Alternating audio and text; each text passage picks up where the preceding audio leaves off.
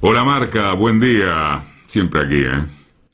Más allá de que se trate de programas especiales, en este enero no se deja de ser Marca ni ustedes dejan de ser ustedes. Y así seguiremos, habiendo ingresado, como creo que lo decíamos el sábado pasado, al año 24 de Marca de Radio. Cuando lleguemos a los 25, que así será, ojalá que con contacto físico podamos hacer el festejo que corresponda. El año pasado, una de las críticas más sobresalientes que se efectuaron sobre el ejercicio del gobierno ha sido lo comunicacional. El gobierno no comunica bien, no cuenta, no sabe transmitir. Y a propósito de eso, y como saben ustedes, consideramos que la comunicación es una herramienta decisiva. En función de eso, quiero rescatar la columna que escribió ahora en diciembre, el 22 de diciembre, el colega Washington Uranga, una de las personas a quien más apreciamos, además de lo personal, porque precisamente en lo ligado a lo comunicacional es uno de nuestros expertos, de nuestros estudiosos. Y lo que él recuerda, subraya, es que en el ejercicio del gobierno y de la política, gestión y comunicación son tan indisociables como dos caras de la misma moneda. Entonces, no se puede gestionar sin comunicar y no se comunica cuando no se gestiona. En este último caso se puede hacer marketing, pero ¿cuánto duran los resultados del marketing? Duran como los fuegos artificiales en una fiesta navideña. Es falso que el marketing comunicacional todo lo puede, hasta para suplir una mala gestión o disimular los errores que se cometan en esa tarea. Por sí solo, esto es, el llamado relato tiene poca vida útil. ¿Por qué? Porque se agota en su propia inoperancia y le queda una sustancia vacía. Tampoco es despreciable, por favor, como asimismo resalta Uranga, ¿no? La historia demuestra que en algunos casos puede ayudar a ganar elecciones y hasta permitirle a un mendigo político vestirse de elegante modelo de época. Pero hay algo más grave todavía. Una buena gestión puede fracasar por falta de una acertada comunicación que la acompañe y la sostenga. La más eficaz, la más eficiente de las gestiones de gobierno puede sucumbir sin una narrativa que alimente el sentido de lo que se hace, que lo potencie, que incluso lo cargue de una épica imprescindible para la política. Bueno, todo esto puede verse agigantado o disminuido en múltiples sentidos cuando el ejercicio del gobierno y la política transcurre en un escenario atravesado por poderosos intereses corporativos y económicos que desprecian el bien común, y cuando, sin reparar en el daño que se causa y sin atender criterio ético alguno, solo atinan a destruir de manera feroz a quien consideran el enemigo y para quien no destinan ni piedad. Lo único que se reserva al que está del otro lado de la grieta es la derrota deshonrosa, la capitulación sin condiciones, y si esto no es posible, se irá directamente por la aniquilación de quien, siendo un circunstancial adversario, es considerado un enemigo irreconciliable. En uno de estos sábados vamos a profundizar en particular acerca de este tema en una de estas aperturas editoriales. En la sociedad actual, que ahí vamos, o seguimos, no es posible gobernar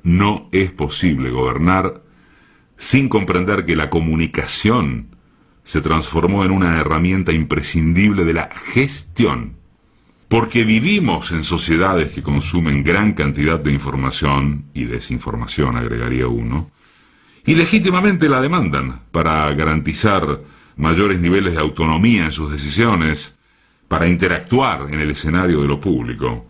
Pero por ese mismo motivo, apoyado en el desarrollo de las tecnologías de información y comunicación, y por el agotamiento de las formas tradicionales de participación política, el escenario comunicacional es un ámbito de lucha simbólica por el poder.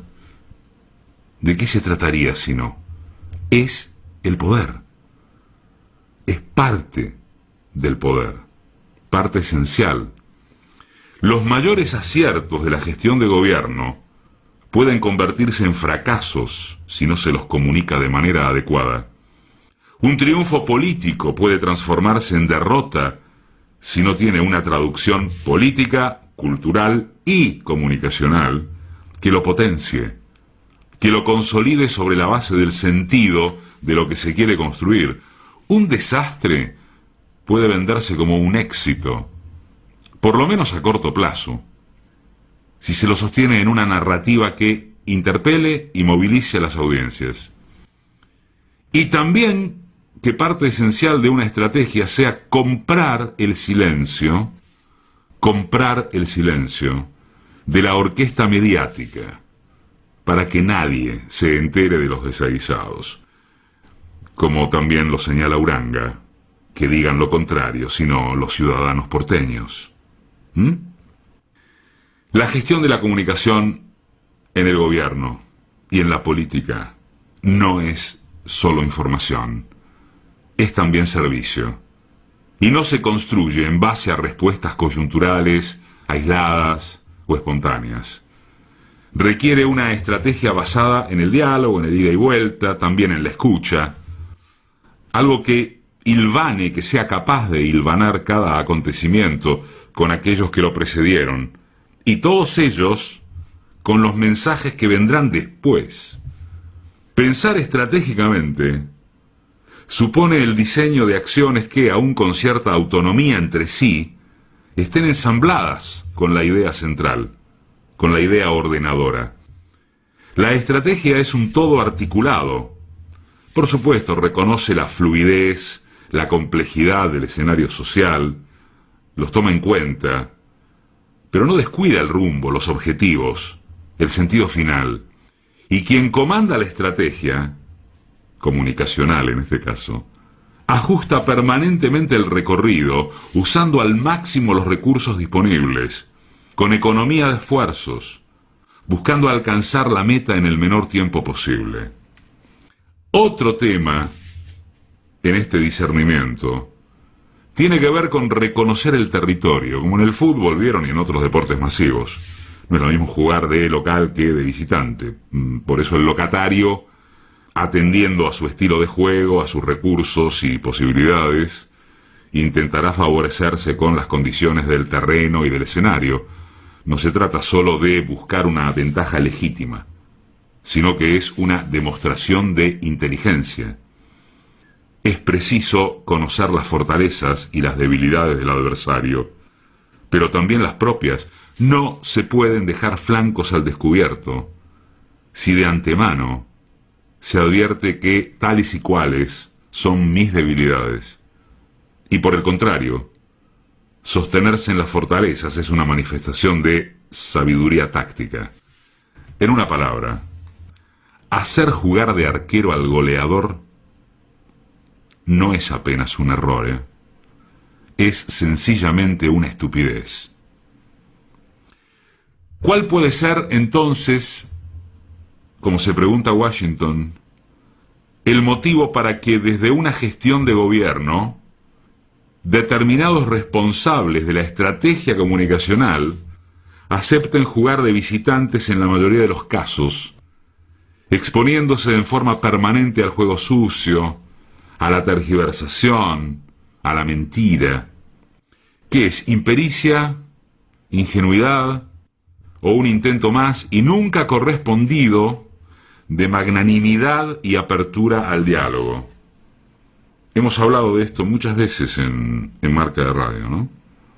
Podría leerse también como una subestimación del campo propio, que además de aquellos medios con afinidades políticas, incluye cuando menos,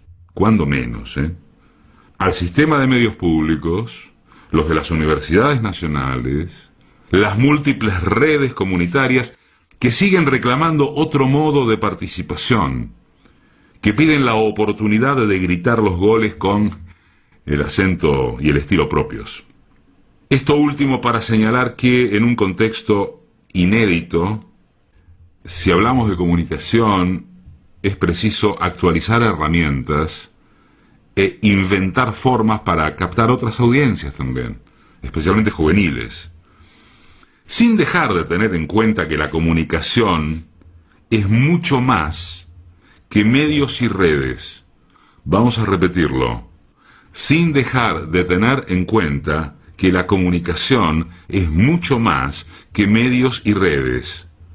Y que más allá de ellos, las personas y las organizaciones sociales son protagonistas principales de la comunicación. Mientras tanto, de cara al año, y a que esto no cambia nunca, y a lo que se ha visto, subrayemos el título de lo que escribió Uranga y que hemos compartido en buena medida. Y ustedes saben de qué hablamos, ¿no? Sí. El goleador no puede jugar de arquero.